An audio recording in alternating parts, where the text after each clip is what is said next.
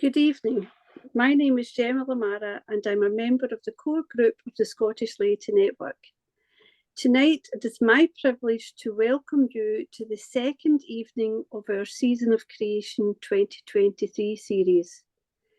Let justice and peace flow like a mighty river.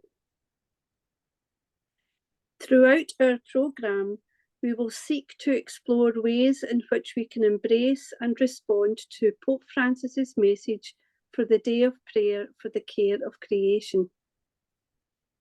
Recalling the evocative image of Prophet Amos, let justice flow on like a river, righteousness like a never-failing stream. Pope Francis reminds us what God's desire is for us.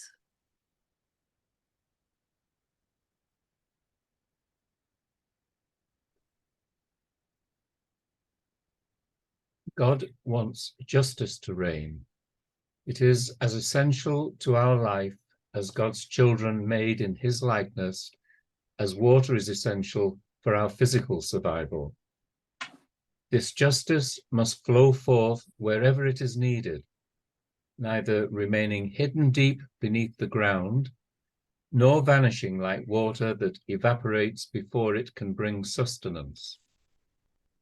God wants everyone to strive to be just in every situation, to live according to his laws, and thus to enable life to flourish. When we seek first the kingdom of God, maintaining a right relationship with God, humanity and nature, then justice and peace can flow like a never-failing stream of pure water, nourishing humanity and all creatures. In this season of creation, as followers of Christ on our shared synodal journey, let us live, work and pray that our common home will teem with life once again. May the Holy Spirit once more hover over the waters and guide our efforts to renew the face of the earth.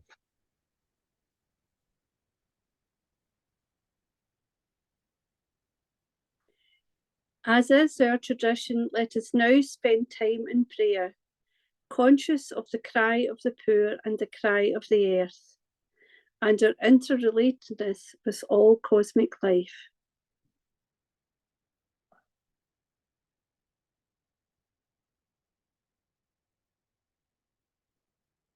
God, beyond our dreams, you have stirred in us a memory. You have placed your powerful spirit in the hearts of humankind. All around us we have known you, all creation lives to hold you in our living and our dying.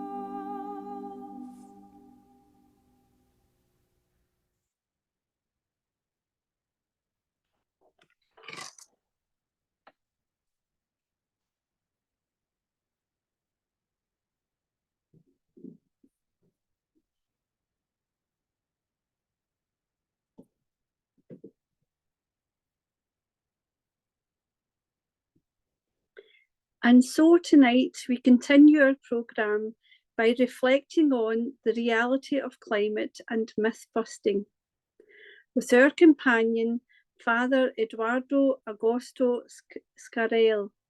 To introduce and welcome Eduardo, I'm delighted to hand over to Ben Wilson, who is the SCIAF Advocacy Manager. We are very grateful that SCIAF are co-badging our programme, and Ben will say a few words about SCIAF and then welcome and introduce our companion for this evening. Over to you, Ben. Thank you, Gemma, and thank you everyone for having me along tonight. It's nice to be with you. As Gemma said, I'm Ben Wilson. I'm the Advocacy Manager at SCIAF, and as many of you know, SCIAF is the official aid and development agency of the Catholic Church in Scotland. We have programmes in Colombia, in Cambodia, and 5 countries across Africa. And so therefore, every day in our work to tackle poverty and the causes of poverty, we are seeing, and through our partners, addressing the impacts of climate change everywhere. Often this is via events which are covered in the news, like the Pakistan floods last year with a huge response, Cyclone Freddy, which hit southern Malawi earlier this year, and the drought in East Africa, which is really causing devastation across many, many countries in that part of the continent.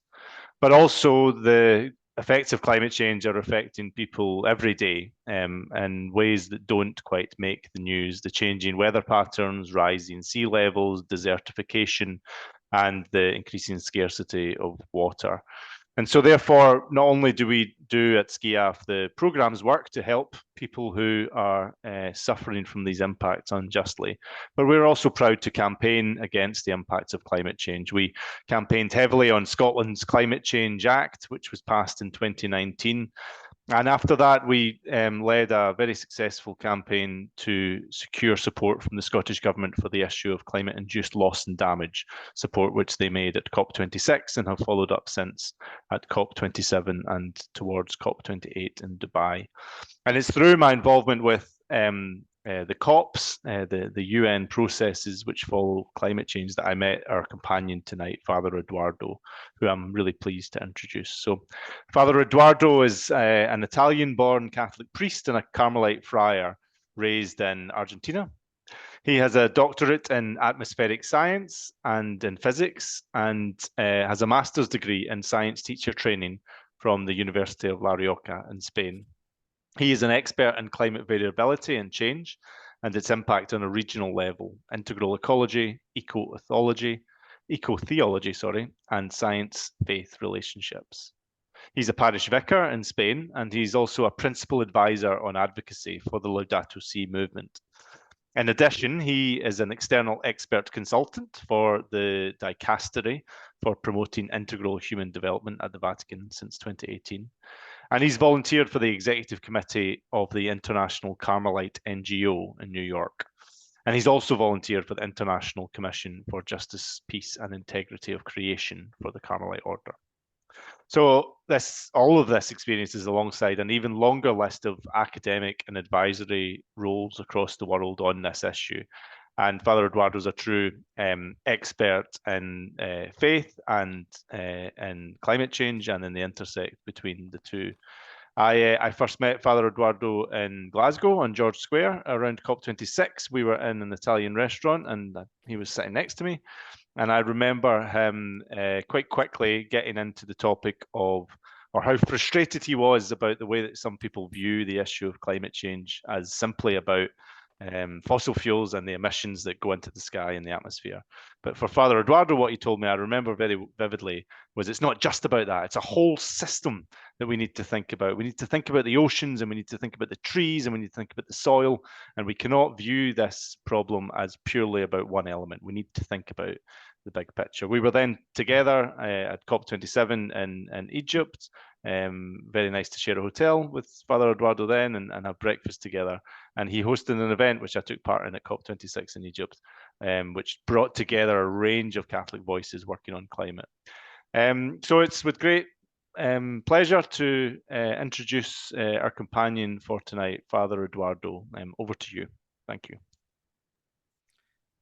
Thank you, Ben, for your kind words. It's really a pleasure for me to be with you tonight and share with you some ideas on climate change. Just an introduction, a very brief introduction, and on the myth around climate change. It was really challenging, the proposal of yours, because there are so many myths around, going around, that I just make a collection of what I think are principles, but I think in every place there are really new myths or are more relevant. One myth is more relevant than others. It depends on every place, but I will show you just general guidelines on where we have to look for good information and also to detect the false or the fake news or the fake information that is behind some places or some people who pretend to be really scientists, but in general they are certainly good professors and experts in science, but not in climate science. We need to focus on that. We need the experts in climate. When we say climate science, we mean experts in biosphere, in oceans, in the atmosphere dynamics, and the run of global atmospheric models, etc. Those people who really understand the complex system of the Earth's climate. And thanks also to every host of this evening, of this webinar. It's a pleasure for me. So I will share my presentation. I had a presentation, certainly, because I don't want to be, I'm not English speaker, so I need to support my speech on the slides, and I will try to be concrete and concise because I tend to speak a lot, and you are always going to the point, and that's not so simple for me, but I will try to do my best. Originally, I prepared a longer presentation because I thought I had an hour, which for me was very short, but then I know it should be shorter. So I shortened the presentation to more or less to fit in 30 minutes. So originally, I wanted to show you facts about the global warming through the examples of July 2023 and this summer, which really has been a new record, extremely record warming on the Earth. I also wanted to remind you about what the Paris Agreement is about, because we know, we have heard, and it's really, we need to have that information prompted in our hands to understand the policy and the discussion in climate summits around the future of climate. The Paris Agreement is really key, is pivotal. But anyway, these two first steps I will pass away and just go directly to my 5 typical myths on climate change that I find that are really key, and then going into some proposals or actions that the church, the social teaching of the church, is giving us in order to act accordingly to our faith moral principles in terms of tackling climate change. So you all might have, I don't know if you have seen this chart before. This is the July interannual variability of the global surface air temperature. So from 1940 to present time, to 2023.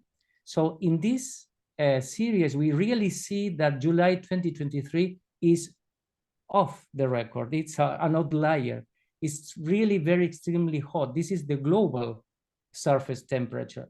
And the condition of this is there are many internal variability issues like the ENSO, the El Niño Surfing Oscillation, acting, a warm sea surface temperature in the North Atlantic, but certainly because we are in the positive trend, the long-term trend of the global warming that is all bringing these extreme events in the atmosphere.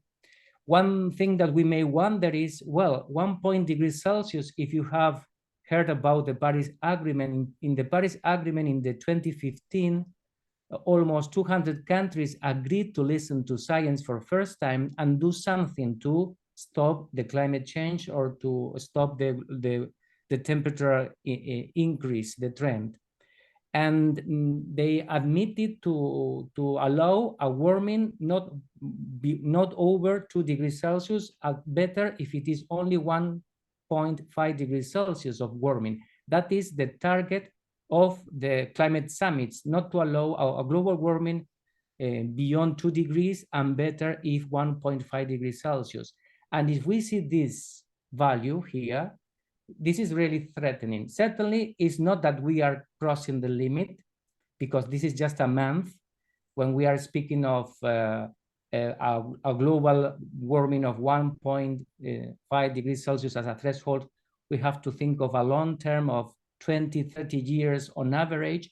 Most scientists, I mean, all the information that we know is that we are gonna cross in a global level, in an annual level, that threshold of 1.5 degrees Celsius in the next decade, between 2033 to 2035. So, but we are, the information of this is that we are on track to cross that limit, that it's a limit really that put under pressure the sustainability of life on Earth. That is why it's so important, this threshold that we have from the Paris Agreement. We also, it's not only July, if we make the average for this current summer, June, July, August, we already see that it's also an outlier in the time series. And it's not only, this is the information provided by the European weather climate forecast, long-term forecast, but it's not only the European Union Climate Center, but it also it is reported by NASA, by the North Atlantic Administration, the American administration, also other international climate centers worldwide are providing the same consistent information. There is also, this is something that we have to also take into account when understanding climate. Who are the source? Who are the people who are providing the information? And this is science. These are like the hospital. When you want to know what's going on your body, if you are ill, you don't go to any room in an unknown hotel to figure out what's going on in your body. You go to official hospitals, to official doctors. You are very careful on that. Well, these are the careful areas. We have to always go to official departments in which to look for climate information. So I have just skipped part 1 and part 2. I go directly to my chapter 3. That is, what is the first myth? Because I understand you all are confident that climate change is going on, it's happening, and it's human induced, especially due to the burning of fossil fuels, oil, carbon, and gas, because these are the responsible of over more than 80% of the carbon dioxide emissions into the atmosphere. And the carbon dioxide is the main driver within the greenhouse gases of the warming of the present warming that we are observing in the climate system. So the first myth is climate change is just a part of the natural cycle. This is something that I'm always said that, oh, Father Eduardo, you know that. Yes, we all know, a climatologist, a climate scientist knows about the ancient climates of the Earth. And it's true, the Earth climate has never stopped changing. This is part of the natural behavior of the climate systems. However, the changes that have occurred over the last 150 years, not only in the global surface temperature, but within the climate systems, which means ice caps, glaciers, sea levels, oceans, chemical conditions in the air and in the seawater, and other, like the water cycle, between the balance between precipitation, evaporation, etc. All are indicators that we are changing the climate of the Earth in a way that is unprecedented, that is not natural, or it's unnatural, cannot be explained by the natural forcing of climate that we all know that are mainly related by sun variability, because the sun energy, the energy that comes from the sun really varies throughout the millennium, because the time scales of climate of sun influence on climate are of the scales of 1,000 years, but also in the internal climate changes like the oceans, volcano eruptions, etc. We all know that, we measure that, we analyze that, and we can't explain the warming and all the changes in the climate observed in the last 150 years only with that natural variability. So in order to explain fully what's going on, we need to include the human-induced CO2 or other greenhouse emissions into the atmosphere. In general, also model results, not only the observation, indicate that warming predicted for the future could be unprecedented in the last 5 million years, according to our data. This is information that you can reach from the last IPCC a report on climate change that was released 2 years ago. The IPCC, you might know, is the international panel, intergovernmental panel of experts on climate change. This is, you have to think that it's compounded by over 1,000 to almost 2,000 scientists worldwide who voluntarily work on developing this report. It's not, I've been part of the peer review of some chapters of these reports in previous cycles of these reports, like in the 2014. And when I say voluntarily, it means that this is really, we do it because we like what we do. And this is a report. We are the IPCC reports on climate change are not new knowledge, but just a compendium of what scientists found during the last 5 years on this topic, on climate dynamics in general and climate change specifically. And when you produce that report, well, this chart is just to show you that. For instance, we see here in this in the right chart that the green, the shaded in green here is the simulation of the present global surface temperature through natural forcings. And this is really the observed. The orange light color here is the observed, which means if it only natural forcings are acting, now we should be 0.2 degrees Celsius lower than before. But we are 1.3 than before because of human-induced CO2 emissions, for instance, or any other greenhouse gases, all the human-induced gases. So if we only take into account the natural forcings, we should be in a cooler temperature because the sun, which is the main driver, is in a lower energy flux at the present times. So just to make a summary, the climate change is the best theory, the best understanding to explain the behavior of the Earth's surface temperature in recent decades. When I say recent decades, the last 5-6 decades at least. The naturalness of the changes argument put forward by the deniers is based on the fact that the Earth climate is still recovering from the cold temperatures of the Little Ice Age. The Little Ice Age is a well-recorded and understood climate change, not climate change, but a climate cooling in the between the 16th, around the 16th century, and that the temperatures where we have today are the same as those of the medieval warm period. Some people say, oh, we are now as warm as in the medieval warm period. But these two, the Little Ice Age and the medieval warm period, were regionals cooling and warmings, not global scale climate changes as the one we are observing now. So these are different, completely different. And now the new reconstructions of global past temperatures, we show that this Little Ice Age and the medieval warm period really are not so well observed because there were just only regional effects, and there are reasons why they are only regional effects. The shortcoming of this assessment is that both stages did not involve global changes, but regional ones, affecting only Northwestern Europe, Eastern America, Greenland, and Iceland. For instance, this is the best reconstruction of the global surface temperature in the last 2,000 years. This lower temperature here than normal, zero here is the present, the previous pre-industrial period normal. And this is the Little Ice Age. This is the period of the warming, of the medieval warming, that many deniers claim that we are as warm as in the medieval, but it's not in a global scale. And currently, this is the current global, the global warming. We are, well, this is for the 2021.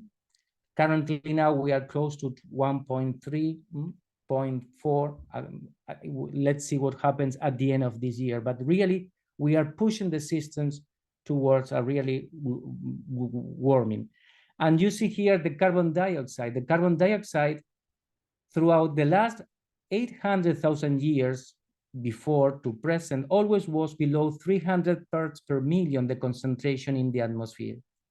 And slowly we are increasing the amount of carbon dioxide. Currently we are, last year, the annual average was for 418 parts per million, an increase of around 2% per year, driving the excess of energy within the climate system, trapping the terrestrial radiation within the climate. So the second myth is the changes are due to sunspots, solar energy flux changes, or cosmic rays. And certainly the sun is in fact the main driver of the Earth's climate. We accept that. And if the sun one day turns off, I tell you, we're gonna get a frozen period totally. We're gonna die, but that will happen in million years, billion years in future.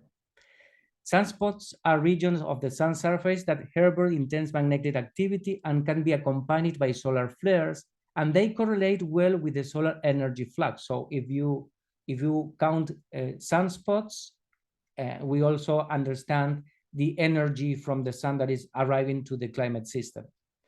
But we all know, for instance, since the 1978, scientists through satellites, we have measured the solar energy reaching to the planet and have not observed an upward trend, so they cannot be the cause of recent global warming. For instance, let's see here, I think I've got them, yes. Here, the red line here is the average of the global surface temperature as we observe below from another source from NASA. So we see from the 1960s to present times, the trend to positive warming. And this is the solar energy variability, the long-term and the interdecadal change, because we have the solar 11 cycle. But anyway, that's another issue. So, but the information is that from the 1980s, the sun is going to lower energy flux. So it means that if it were because of the sun, now we should be cooling. That's why the models, when you reconstruct the global surface temperature in the present, in the historical period, we see that we should be cooler because the main driver, we are in a minimum.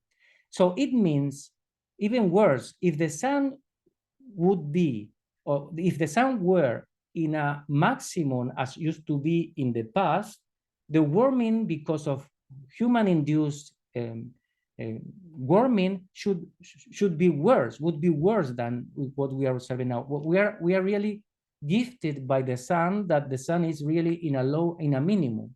So this is also something that we need to take very into account.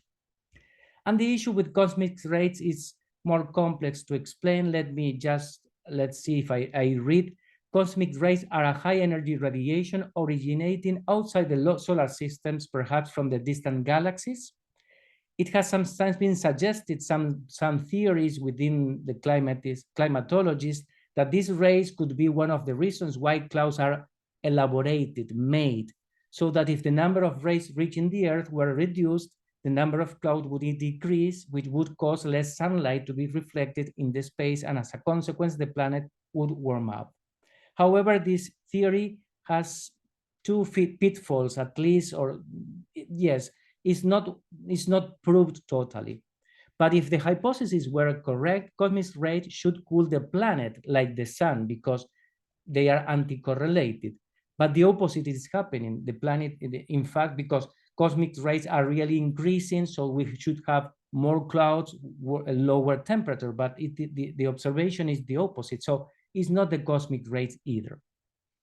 The third is CO2 is only a small part of the atmosphere, so it can't heat up too much. Yes, certainly it's just 0.00001% of the gases in the atmosphere. But that's tricky. This attempts to play a common sense card, but it missed the mark. Since the 18th century, scientists know the role of the carbon dioxide and other greenhouse gases within the gases compound in the atmosphere, that is to warm up the atmosphere. Without this layer of greenhouse gases, like the carbon dioxide, the surface global temperature, the global surface temperature, the mean temperature would be similar to the one we observed in the moon, because the distance to the sun, which is the provider of heat for the climate system and for the moon, is the same distance. And the moon has an average temperature of minus 18 degrees Celsius. So it's very, very low. And why is that difference? We used to have 15 degrees Celsius above zero, because we have this layer, this blanket of greenhouse gases that really warms up, heat the atmosphere. And this is very powerful. And we understood this from long ago, even before we thought of climate change induced by humans, from over 150 years ago. Since that time, science has repeated experiments in laboratories, reaching the same conclusion as for the atmosphere. Carbon dioxide is a potent greenhouse gas. This is the understanding. As for the argument attributed to the common sense scale that a tiny part of something cannot generate a significant effect, it is enough to remember that only 0.1 grams of cyanide are needed to kill an adult person. So this is more or less the same issue. If something like the carbon dioxide is so powerful because it is in the atomic level, the radiation absorption is a subatomic condition of the molecules. That's another story to explain, not the time. So this data can be compared with the presence of carbon dioxide in the atmosphere that is very small, in addition to the fact that it's a potent greenhouse gas. So, and another thing that we have to take into account is the cumulative CO2 effect. That is the main driver. The CO2, because we have, for instance, water vapor or methane that also are greenhouse gases, but they are more volatile. They are changing and precipitating all times, but CO2 remain in the atmosphere for over 150 years to 500 years. So we are having a cumulative effect. That's why we are speculating, or we are warning a lot on that greenhouse gas. It means that if we cut our emissions tomorrow, the warming that we have already reached so far will last at least for the next 200 years in the effects. All the results, the knowledge that we have is that the main driver of the current observed warming is the carbon dioxide, followed by the methane, but certainly the methane precipitates in less than 10, 20 years. So let's go forth. And the fourth myth is scientists manipulate data to show rising temperature trend. This is, well, I was told several times that, and that is ridiculous when you say that, because it's not only that it's not true, but it's a simplistic maneuver used to attack the credibility of climate scientists.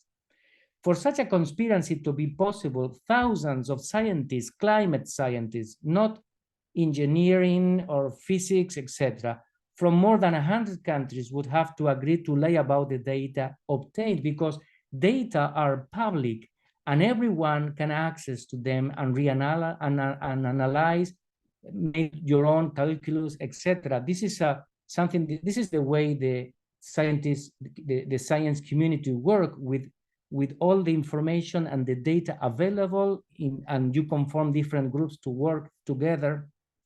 Scientists continually, this is really a fact, we correct and validate the information collected because we need to purify the data in order to draw good conclusions from what you are analyzing.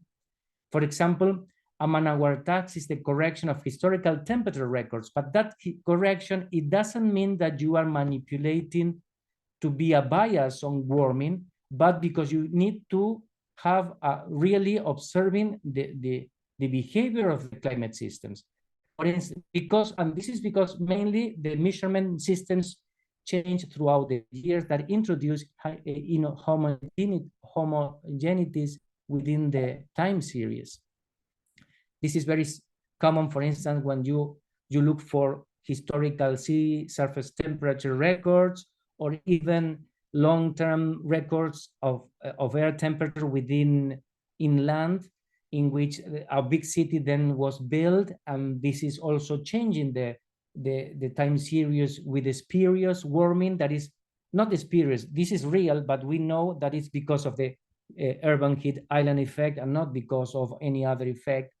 And also the way you measure something, the observation changes method also introduces things that affect your analysis. And then you understand that it's very clear when you have polluted data, because physics doesn't work afterwards. That's why we need to really make good work with cleaning the data. And another thing is, for instance, this graph shows us 4 different or 5 different groups, independent groups of scientists from the UK, the Climate Research Unit, from the States, the North Atlantic Administration, also from the GIS and the European and the Berkeley Earth, and all of them, when they purify with using their own method and their own methodology to clean the data, all of them shows the same pattern of behavior. We are warming throughout the historical period. So even you see interannual changes, small changes, the pattern is of warming. And finally, my 5th myth is climate models are unreliable and overly sensitive to carbon dioxide.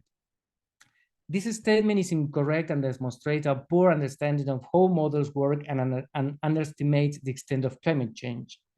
One thing that you have to know is scientists will not work with only one model. There is a wide range of climate models, general circulation models, regional circulation models, different scales climate models, all of them. And we have 20 centers around the world independently working, producing outcomes, simulation outcomes with different proofs, etc. All that information is available for different groups and scientists. You can use that data, analyze, etc.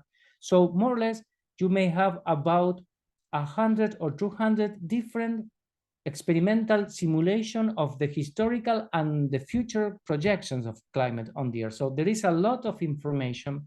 And the good thing is, because why we need so many models? Because climate is really very complex, and every model has good representativeness in some areas and some lacks in another areas. So, but the component of all of them, we call them the ensemble analysis of all of them, give us good hints of what's going on with the climate. And all of them are consistent in the terms that we are warming the climate in about the one we are observing now, and the projection for the futures, all of them are consistent that if we continue emitting carbon dioxide in the pace that we are doing so far to present times, we are gonna really reach temperatures by the end of the present centuries well beyond 3 degrees Celsius, which is going to be very catastrophic to our climate system. So I'm just skipping this. One thing that I want to show you is to understand this figure, because for me, this is a collection of different sources of temperature record on Earth from 60 million years ago to present times and the future with climate models, right? This is the area, this is the Holocene period, the present historical period, and now we are more or less here in this positive trend in this area. Now the warming that we observe now is really the highest in the last 100 years, 1 million years. In the last glacier period, we are in a very warm period. But certainly we are not as warm as during the Miocene, 60 million years ago, during the Jurassic Park period, right? The Earth, the climate of the Earth 80 million years ago was very, very warm. We were in about, and we had an average temperature of 28 degrees Celsius. And that was a tropical planet with no ice. And there was no ice, just all big tropical forests, because the atmosphere was primitive. The chemical compound of the atmosphere was different, with a lot of carbon dioxide. That's why that amount of energy and humidity produce a lot of biosphere, big animals who eat the vegetables, and the vegetation transformed the chemical compounds of the atmosphere, absorbing the carbon dioxide into their matter, into the organism, and when dying, they release the oxygen into the O2, the oxygen into the atmosphere, and they capture the carbon dioxide. And these are the fossil fuels. The fossil fuels are all the organic matter that million years ago changed through photosynthesis the primitive compound of the atmosphere. And now, and it took million years to the climate, to the Earth, to lower the temperature and to adapt all the ecosystems. And we are just in a few decades pushing the climate system to the original warming, but just in a very catastrophic, abrupt change. That is the big issue. That's why we say that the last IPCC report says we need to keep the oil, the carbon, and the gas on the ground. So there are many climate news pages, like for instance, I came across with this foundation that is called CLINET, I think, Climate Intelligence, with an appeal in which they say there is no climate emergency, with the signatures of over 1,000 scientists, and this is all fake. This is the founder of this foundation is a former geoengineer that worked for Shell for the whole of his life. Is not a climate scientist, and the co-founder is a journalist. So people who are really not credits for being an expert. And you need to look for really good information, apart from the official hospitals, as I say, that should look for information on the climate illness. I suggest you to read this, look for, in the UK, you've got Professor Ed Hawkins from the Reading University, and he has a blog page that is Climate Lab Book, and you really will find there very good information, up to date, on the issue of climate change in general. So look for information there. So I know that I'm running out of time. Just to I want to make you know that science is telling us that we need to reduce the CO2 emissions in over 50% by 2030, and nearly or over 80% by the 2050 if we want to fulfill the targets of the Paris Agreement of not warming over 1.5 degrees Celsius. And this is really the challenge that we have in the present decade. And this also has been said by the church through Laudato Si. Laudato Si is always speaking about the need to substitute fossil fuels and develop renewable energy sources, something that was already said by Pope Benedict XVI in Caritas in Veritatis.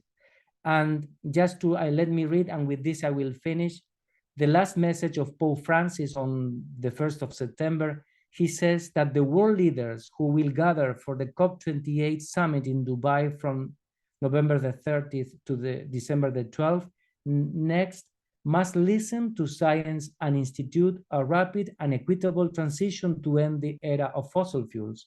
According to the commitments undertaking the Paris Agreement to restrain global warming, it is absurd to permit the continued exploration and expansion of fossil fuels infrastructures. We need to support this change of logic in the policy makers and in our governments.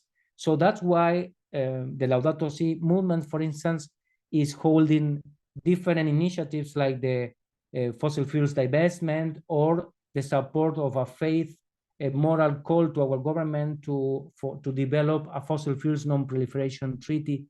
All of them you are invited to join, and also certainly to be more energetic efficient and to change also the way you consume energies and all other things that are related with the energy systems that is running our societies.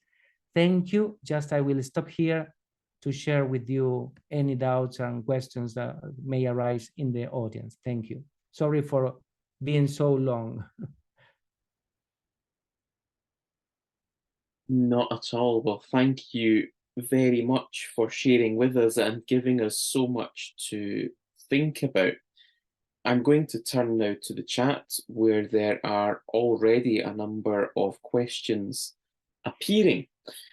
And the first one that I'm going to turn to is just, can you give us perhaps your analysis of how big a problem climate denying is? Could you quantify it? Do you have an idea of how large the problem is? How many people have that belief? Well, I know there are papers who studied that, especially from the human science, who analyze the issues of the social issues of climate change. And it's really, in some societies, it's really very relevant, like in the US, because they are preventing people to support their politicians to make decisions, bold decisions in favor of the climate justice. And especially the bad thing, also I find it in my daily life. I work with parishioners, with priests in the dioceses, and always many people don't understand, why Pope Francis is leading with these issues, or the church is working on this. We should save souls and not save the climate. But I always say, okay, but a soul is within a body, and the body is within the climate. I mean, we need to, the environment is part of the incarnation of the world, no? I mean, we need to care for the physical, the natural dimension of our human being relationship with all the creation. But apart from that, yes, how one way we see that the procrastination to make decisions, the Paris Agreement appeared 8 years ago, and in that agreement, countries or the governments accepted the what? I mean, the illness. Something is going on. We are sick because of of climate change. But from then, so far, we have done nothing to stop the warming, to stop the climate change induced by humans' activities. This procrastination, what we call the climate change mitigation actions, are always put off because of the oil lobbies. That is also measured. There are papers, I can find out papers about that. There are many papers that analyze the issue, and it is evident within climate summits. When you work there, you see them lobbying, also persuading our people, the decisions. So really it's not simple, and just the effect is that this procrastination, that we are always in a, that's why Pope Francis says it is absurd to continue postponing the decisions forward, because it's incredible that science has spoken in 2013 in the 5th cycle of reports weren't the same, and in the 6th cycle of reports between 21 and 23, the synthesis appeared in March this year. Science has spoken very, very clear and stated this is dramatic, and the urgency is now. This is the decade in which we have to stop emitting fossil fuels, emitting carbon dioxide. And with numbers, for more than 40% of reduction by the 2030, more than 80% by the 2050. And well, this is what we can do as scientists to inform, but the decisions to change towards renewables, for instance, to change the energy matrix worldwide, and also we are now working what we call the just energy transition, because it's not just another one transition that then we can destroy, not only because it's not only climate, it's also biodiversity.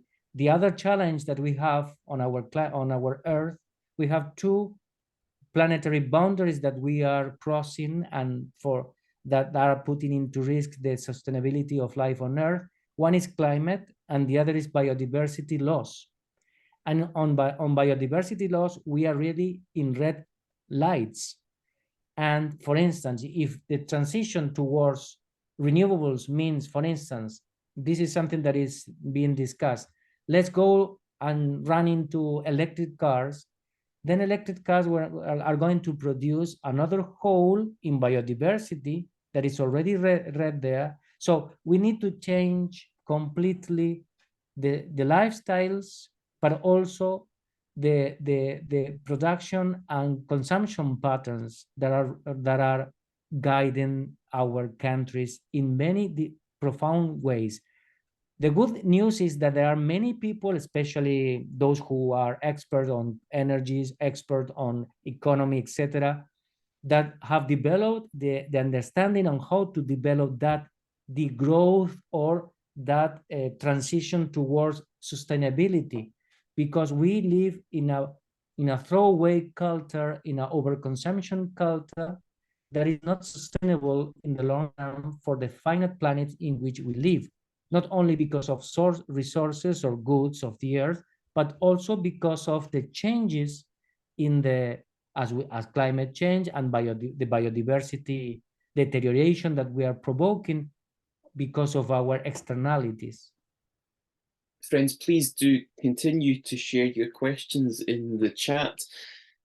Staying with the theme of climate change deniers, I should say, do the main kind of group of climate change deniers, would you say that they are politically motivated? Would you say that they are linked to certain groups or organizations? Well, in my experience, what I see, it depends on the countries. In general, I don't know why, environmental issues are left-sided. I mean, are assigned to the left. And because, I don't know why, because it's neutral. I mean, the science, the natural science on climate and on biodiversity is neutral. It's just that diagnosis, this is what's going on. And that's why also Pope Francis sometimes is also, or the social teaching of the church is also named as communism or extreme left, etc.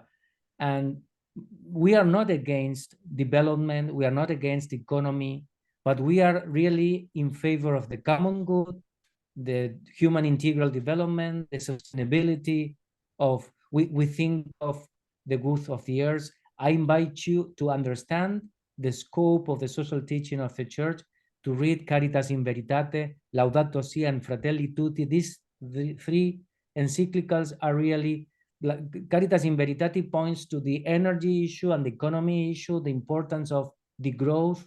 I said well, okay, and the need to, yes, and because that is the social teaching of the church, we are focusing on providing all good natural and social conditions to support and develop for the present generation and for the future generations an integral development, human integral development that is aligned with peace, education, health, food, etc.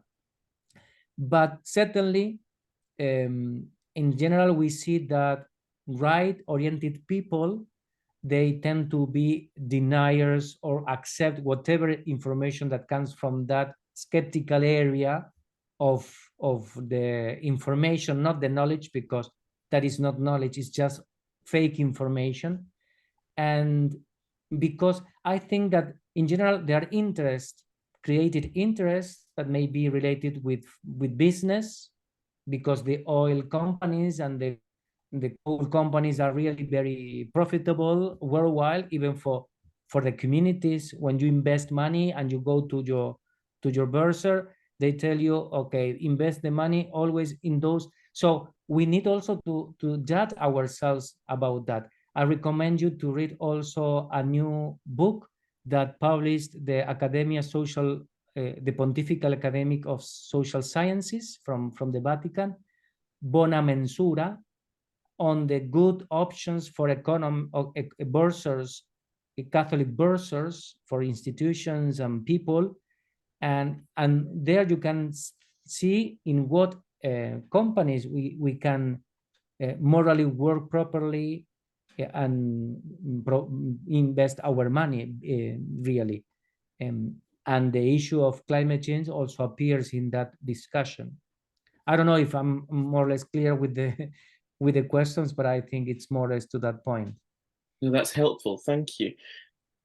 Earlier, you spoke about the medieval period being used repeatedly in the argument against those trying to further progress. How do you respond to that most effectively? How do you combat that argument, and where does the evidence come from to do so? The papers, there are tons of paleoclimatologists who work on the warm medieval period. I mean, the climate science points that the medieval warm period is regional one, is not a worldwide results. The causes are internal variability, especially changes in the meridional Atlantic circulation. The medieval warm period was caused by sunspots because it was a period of low energy incomes from the sun, and because of that, and it was a short period, it affected especially the northern hemisphere, because you see that the northern hemisphere, it has more land than the southern hemisphere, so it reacts more quickly in that scale of millennia to the sunspot minima, and that's why it got cool faster than the southern hemisphere, and then the sun recovers again, and it was not a global effect at all. But I mean, because there are papers on that. I mean, you need to look for the information. You go to Google Academic, put meridional the medieval warm period or the Little Ice Age, and you will realize all the information that is there. But also that is analyzed and in a very synthesized way within the IPCC report. In one of the chapters is on ancient climates and past climate and the last 2 millennia climate, also to analyze that. Anne has spoken in the chat about the heating effect of climate change, but in addition to that, she says, we are seeing much more violent weather events worldwide extreme high winds, violent storms, flooding, changes of wind and tidal direction. Can you talk about how these also are connected and linked with the wider problem? Yes, well, to speak exactly on the physical basis and issues around climate change, we need 2 hours of a talk with all the information. But the connection is briefly a warming. Instead of speaking of a warming planet, we have to think of a planet which is having more energy to work, because all the energy that the Earth has to work comes from the sun. Practically 99% of all the energy flowing within the climate systems comes from the sun. But we are thickening, as I told you, the greenhouse gases, the CO2, are like blankets covering the body of the Earth, and we are thickening that blanket in 3% every year, so preventing that the Earth naturally lose heat into the space by radiation of infrared energy. And like when you put a blanket on your body, you prevent your body to lose heat and you warm up. And we are thickening that every year 3%. So you are having more energy. And that energy flows into different areas. Sometimes remains in the air. That's why you have a peak of the air temperature. Some years, the energy flows into the ice, and you see how the ice are melting, or they store into the ocean, like happened in the last 2 or 3 years during La Niña events. La Niña events are years in which the energy of the climate systems goes into the ocean, like charging a battery. And Niño years are years in which that energy that was stored in the ocean goes back into the atmosphere, and that's why we are having these really hot or outliers and these peaks, because that is the way the system works. So we are really observing in different indicators of the climate system the effects of this extra energy 3% per year. Also, I didn't show you because I didn't have time, but the satellite measures the solar radiation and also can measure the infrared terrestrial radiation. And when you do the balance, every year you have a 3% extra of energy trapped, electromagnetic energy trapped within the Earth. That is the climate change. That is the global warming.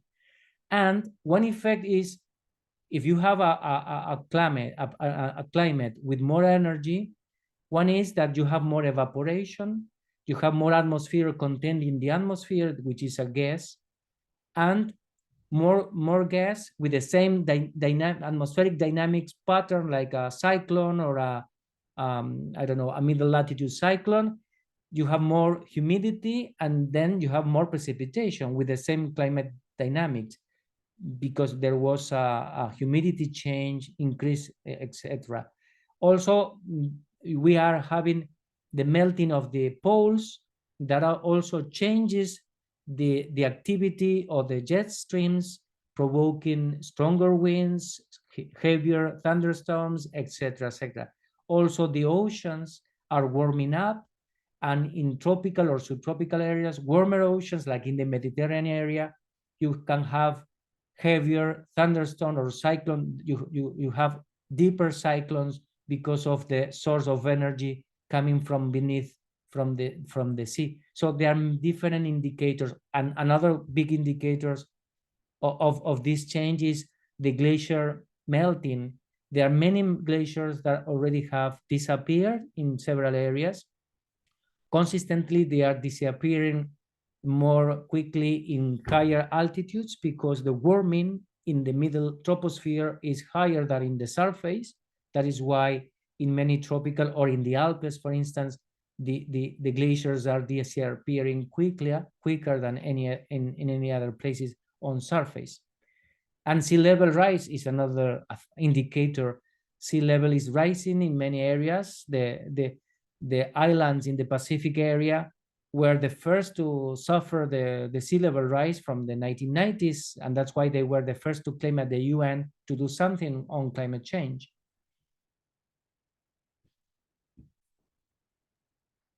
And then if I can take us perhaps onto a more optimistic train of thought, I think it's easy to go down a very negative train of thought, isn't it?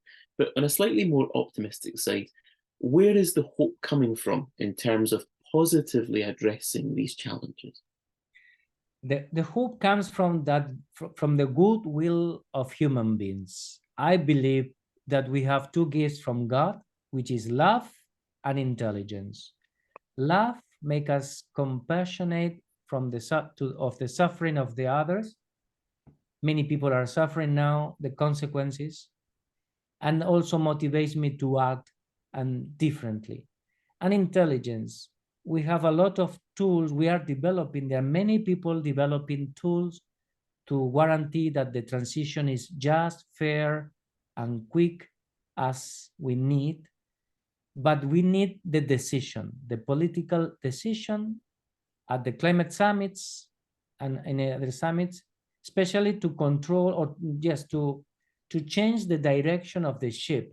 It's not to, because then new opportunities in terms of economy and development, new opportunities of developing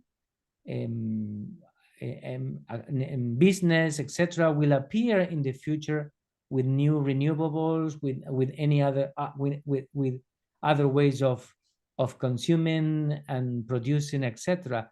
Certainly in a more sustainable way, in a more ecological way, and in a carbon-free economy. That this is the future and should be traced as soon as possible. And I think that we can do that, but certainly we need to unite ourselves in terms of civil organizations. The church is also contributing with his messages to persuade positively, to persuade our political politicians, our governments, to listen to science, to listen to those who can guide the transition and take into account the needs of and the suffering of many people. But yes, I'm a faithful. If I were only scientist, sometimes I'll be depressed, more depressed. But I'm as faithful, and that's why we are working on this, and we are with Ben when we go to these climate summits or any other global political arena, always not fighting, but showing the evidence, showing our hopes, our the importance of making a change and changing politically. The changes can happen from individuals, and I see many people really falling into awareness, and individually we are changing, and also the consciousness, this especially because climate change is more evident everywhere than ever, and this is on our side, so people are falling. So individually there are many people who are really open to and expect something to change, and they know that things cannot continue this way, and this is really for me positive. And then okay, the structural change will happen when political, but also the growing critical influence from society, from the citizenship, the global citizenship, will be felt by the politicians. Do you think that positive change can start within the church? Marion in the chat speaks about the fact that a diocese in England today announced that it will divest from fossil fuel companies. So can it start from within? Yes, Marian. I mentioned very quickly that from the church we have the initiative of fossil fuels divestment. We call it that way. We are inviting all dioceses, congregations, communities, faith people to divest from fossil fuels and make an announcement on that, because that's the way you build the Catholic narrative or the faith narrative on the climate justice, and you also give good example on the good decisions that you have to do. We are also calling to support a faith. We have developed a faith letter to support a treaty for non-proliferation of fossil fuels. We are working on that because a treaty, a fossil fuels non-proliferation treaty is politically needed to complement the Paris Agreement in terms of climate change mitigation, and that will be the how to say the roadmap for the how to, when, and to start a timeline of fossil fuels phase out. The European Union has been working on that direction lately, and many other countries are also working on the direction of the fossil fuels phase out. But for instance, for first time in the last COP27, over 80 countries spoke on fossil fuels phase out, the need of climate change mitigation, but it was not enough to be part of the items within the final cover document of the climate summit.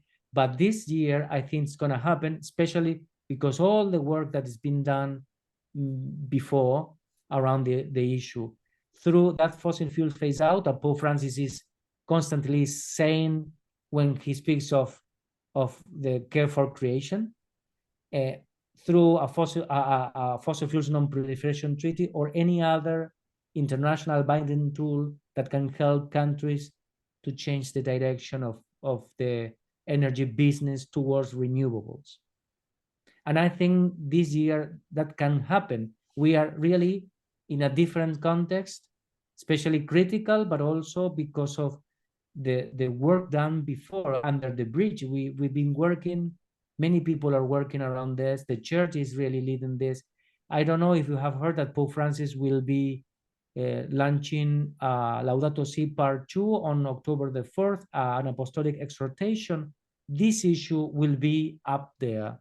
I mean, not only this, because I told you that it is also the challenge of the biodiversity loss that is connected with climate change, but the importance of climate change mitigation as soon as possible will be appearing there too as an exhortation, because the faith leaders and faith community, we only can persuade through example and values, moral values.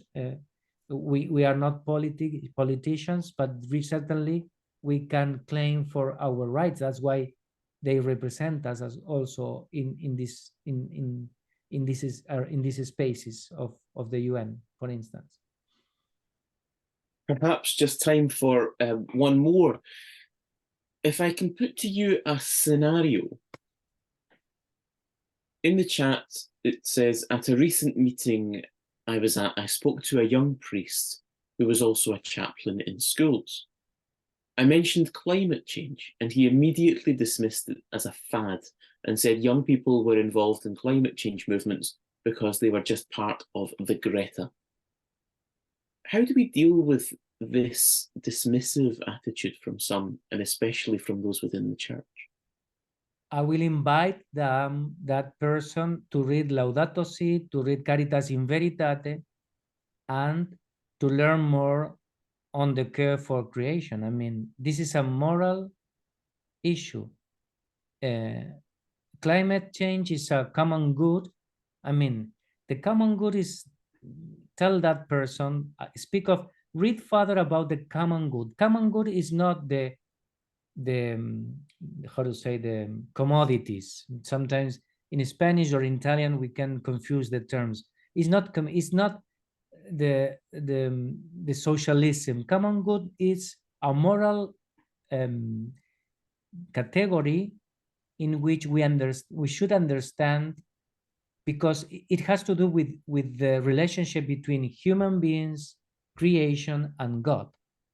And it's centered on the human dignity and the respect of the human dignity.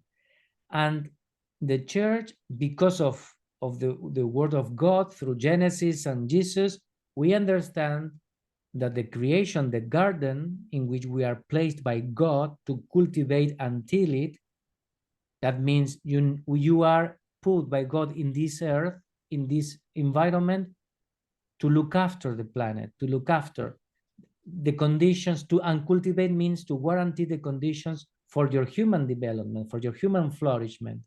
So it's really a God's commandment, the care for creation. It's not just a pretension of green earth, no? It's just a moral issue, and to guarantee the common good. And the common good is not only peace, human rights, and food, it's also the environment, the climate, or the water, or the ocean, the biosphere. Without a biosphere, without a clean air, you cannot think of human beings' prosperity. And that's why we need to widen our vision and include also in our pastoral teaching and pastoral care also the issue of ecology, integral ecology. I know I have the same examples, tons of examples like that in my daily life as a priest in my diocese. But the good thing is that there are there are good examples, good bishops also who are doing their work. But also we've got the magisterium of the church, which is the stone in which we have to found our work. It's not only a matter of willingness. Okay, I feel like to do, I will. No, it's a moral issue for Catholics, especially for Catholic, under the leadership of the Pope, not only Pope Francis. I told you the issue came from before, from the former popes, and invite this priest to read the encyclical and to act accordingly to our faith. Is you right? Well, my thanks to you for being with us tonight. I think you were absolutely right when you said we could have spoken for hours on end about this hugely important topic, but we are privileged to have had you with us. And to say a bit more, I'm going to hand back over now to Ben.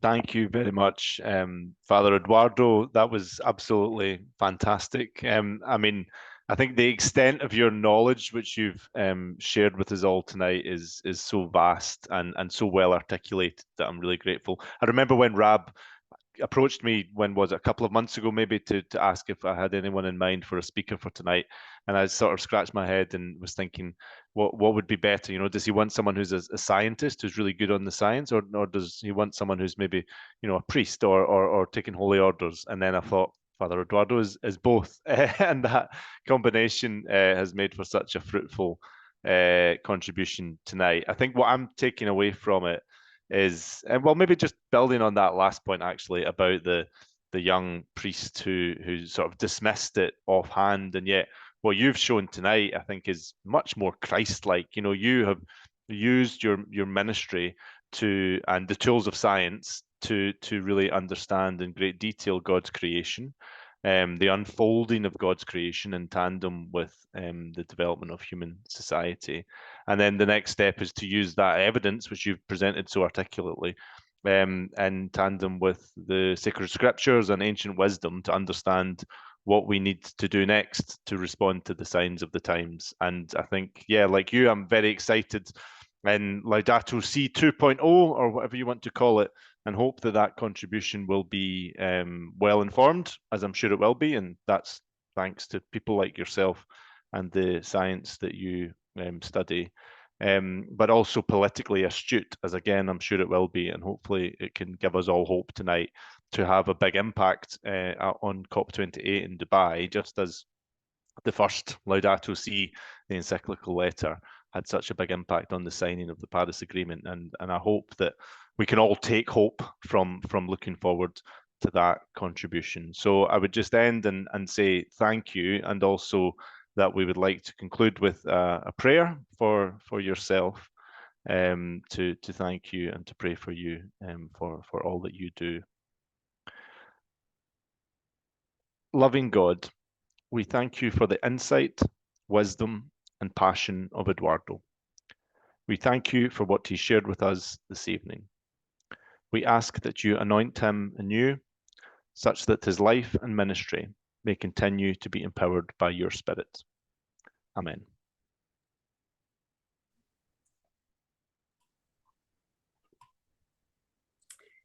Thank you, Ben. We now offer a prayer for Skiaf.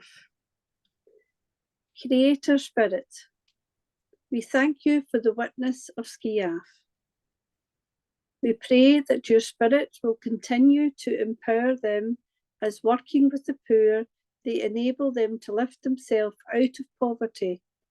They also work together to protect our common home and help people recover from disaster. Amen.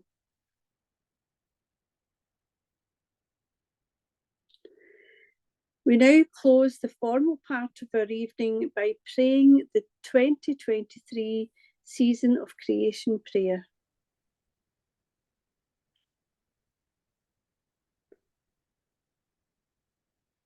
Creator of all, from your communion of love, life sprung forth like a mighty river, and the whole cosmos came into being.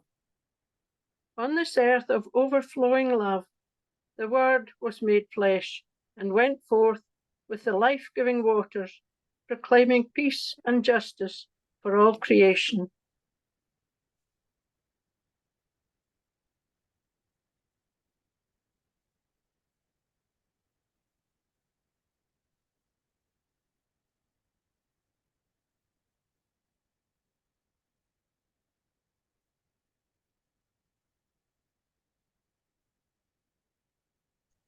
You called human beings to till and keep your garden. You placed us into right relationship with each creature, but we failed to listen to the cries of the earth and the cries of the most vulnerable. We broke with the flowing communion of love and sinned against you by not safeguarding the conditions for life. We lament the loss of our fellow species and their habitats. We grieve the loss of human cultures, along with the lives and livelihoods that have been displaced or perished. And we ache at the sight of an economy of death, war, and violence that we have inflicted on ourselves and on the earth.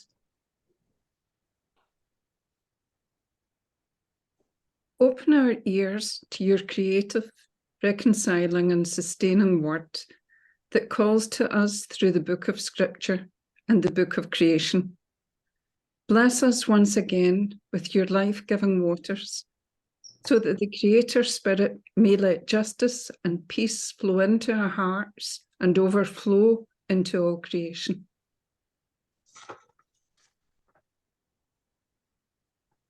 Open our hearts to receive the living waters of God's justice and peace, and to share it with our suffering brothers and sisters, all creatures around us, and all creation. Bless us to walk together with all people of goodwill, so that the many streams of the living waters of God's justice and peace may become a mighty river all over the earth. In the name of the one who came to proclaim good news to all creation, Jesus Christ. Amen.